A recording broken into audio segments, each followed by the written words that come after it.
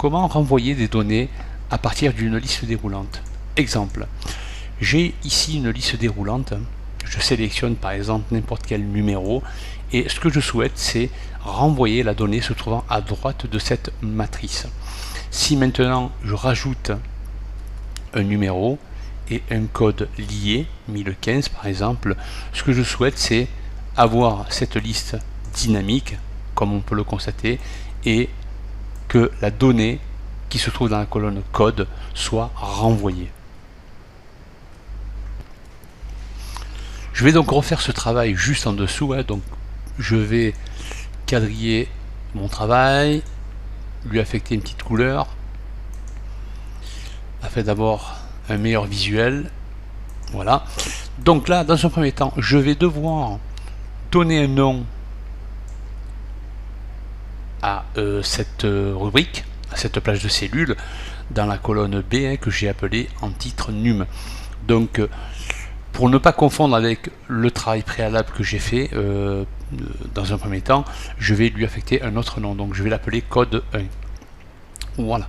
À partir de là, je vais aller dans formule, gestionnaire de nom, et ici code 1, je vais dans fait référence à imbriquer deux formules. D'une part, la formule décalée. Ici, je vous ai mis en préambule tous les arguments qu'il faut faire. Donc, plage de départ, je démarrerai à partir de la cellule B8, point virgule. Deuxième argument, il n'y aura pas de décalage de ligne dans mon cas de figure, donc je vais mettre 0. Il n'y aura pas non plus de décalage de colonne. Ok, donc je vais mettre 0. Et les deux autres arguments, nombre de lignes et nombre de colonnes, ici, lorsque vous avez dans des fonctions des arguments en accolade, c'est que ces arguments sont facultatifs. Moi, je n'en aurai pas besoin. Donc je vais compléter ma formule par la fonction nbval. nbval, en fait, permettra de rajouter toutes les données après la cellule B23 où il y a un numéro 16, toutes les données non vides seront rajoutées dans ma matrice que j'ai appelée code 1. Donc je vais sélectionner la colonne B, deux petits points, B, transformer en valeur absolue, F4, et comme j'ai un titre qui s'appelle num, je vais le retirer, donc je vais mettre -1. Donc je valide, je clique sur faire référence à, et là je peux constater que la colonne B8 à B16 est bien pris en compte dans ma zone de nom code 1. Si je rajoute un 17, c'est ce que je vais faire. Si je rajoute un 17, par exemple, que je retourne dans gestionnaire de nom, je clique sur code 1, je peux constater en cliquant sur faire référence à, donc je reviens, gestionnaire de nom, code 1, voilà. Donc le numéro 17 est bien pris en compte dans ma zone de nom. Alors, je vais à présent, donc je vais par exemple mettre un code 1016. Ok, ici je vais créer ma liste déroulante. Je vais aller donc dans données, validation de données, ici dans liste, dans autoriser, je sélectionne liste, et ici avec la touche F3 je vais chercher ma zone de nom que j'ai appelée code 1. Je clique sur OK et de nouveau sur OK. Donc à partir de là, si je prends le 17, alors par contre oui, ce que j'ai oublié bien sûr, c'est de compléter ma cellule F9 par la fonction recherche V. Donc je vais faire égal recherche V pour vertical.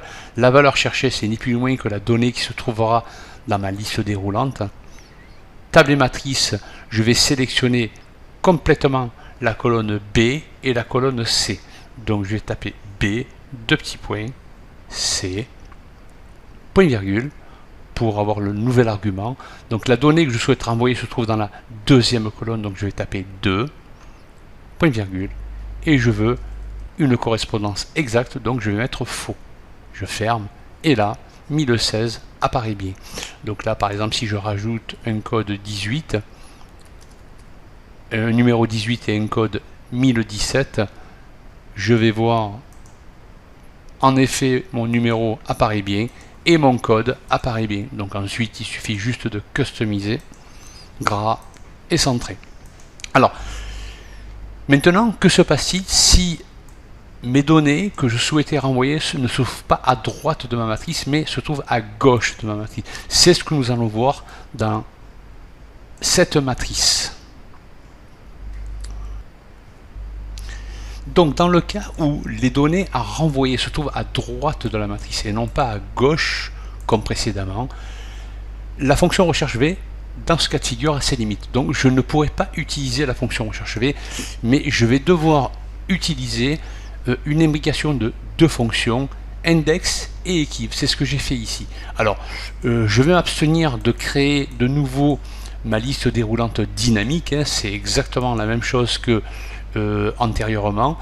Par contre ici, dans ma fonction, je ne pourrai pas utiliser la fonction recherche V, je vais devoir utiliser la fonction index, les fonctions index et equiv. Donc je vais m'y atteler, donc égal index, j'ouvre ma fonction, donc on me demande la matrice, donc la matrice sera ni plus ni moins que la colonne J et K, c'est dans ces deux colonnes où sont hébergés mes codes et mes numéros, donc je vais taper J, deux petits points et K, ok, point virgule, et pour le numéro de ligne, je vais utiliser la fonction equiv. Donc la valeur cherchée, je vais un petit peu, voilà, la valeur cherchée, ben, c'est la donnée qui se trouvera dans la liste déroulante, hein, qui se trouve en M7, ok.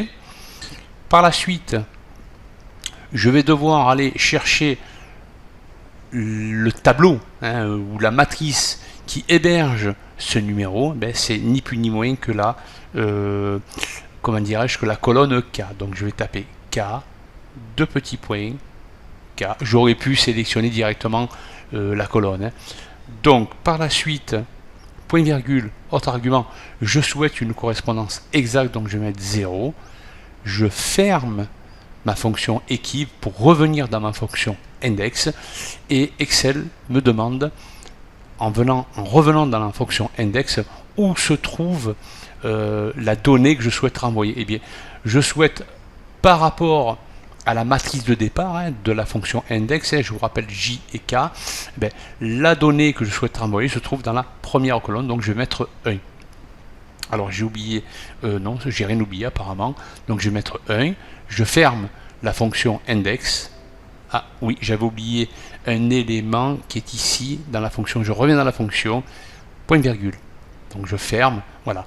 Donc là, comme on peut le voir, la donnée, le code 14 me renvoie bien, le numéro 14 pardon, me renvoie bien le code 1013. Donc si je rajoute maintenant un numéro 15 par exemple, et que je lui affecte un code 1014, donc ma liste déroulante devrait être dynamique, et comme on peut le constater, mon code qui se trouve non plus à droite de ma matrice mais à gauche de ma matrice est bien renvoyé.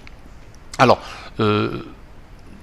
juste une petite information qui a quand même son importance, que votre donnée que vous souhaitez renvoyer se trouve à droite ou à gauche de votre matrice, vous pouvez utiliser bien sûr les fonctions, l'imbrication des fonctions index et equiv.